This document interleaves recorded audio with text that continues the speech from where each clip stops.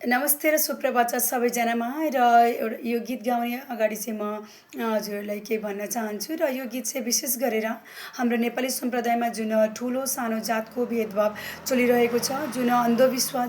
जुन कुसंस्कार समाजमा चलिरहेको छ, त्यसको निम्ति गाउन जाँदैछु र हजुरहरू यस्तो शिक्षित समाज भएर पनि आजको दिनमा पनि यस्तो भेदभाव गर्नु, मान्छे भएर मान्छेलाई भेदभाव गर्नु कतिसम्म उचित छ यो पनि सोध्न चाहन्छु र समाज कहिले सुध्रिने हो र यो ठुलो प्रश्न चिन्ह पनि लागिरहेको छ र अ, र समाजको यस्तो कुसंस्कार र यस्तो जातिभेद प्रथाको कारणले जुन ठुलो सानो जातको जुन भेदभावको कारणले हामीहरू शारीरिक र मानसिक रूपमा पीडित छौँ र म शिक्षित समाजलाई यही सोध्न चाहन्छु कि हजुर यस्तो शिक्षित भएर पनि हामीहरूमाथि यस्तो भेदभाव गर्नु, मानव भएर मनुष्य भएर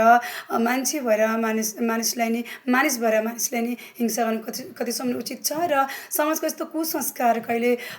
कहिले हट्ने हो र कहिले सकिने हो र यो ठुलो प्रश्न चिन्ह त छँदैछ र साथैमा म यो समाजको यस्तो समाजको कुसंस्कार र अन्धविश्वासलाई घोर निन्दा गर्दै यो गीत गाउन जाँदैछु है। किन हुन्छ यो भेद र भाव, एउटै होइन र मानिस सब, किन हुन्छ यो भेद र भाव, एउटै होइन र मानिस सब, मदनलाई सोध माया के हो, मुनालाई सोध त्याग के हो,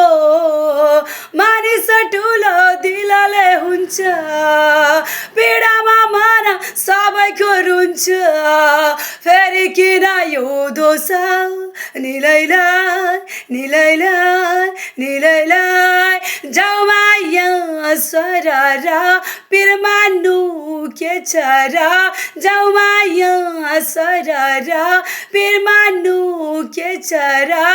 माया भन्दा ठुलो नि के छ र, माया भन्दा ठुलो नि के छ र, किन हुन्छ यो भेद र भाव, एउटै होइन र मानिस सब,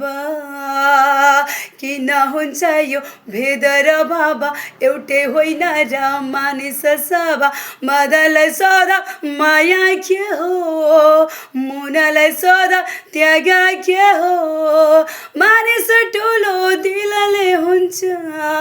पीडामा मन सबैको रुन्छ, फेरि किन यो दोष निलैलाई निलैलाई निलैलाई। नमस्ते छ सबैजनामा र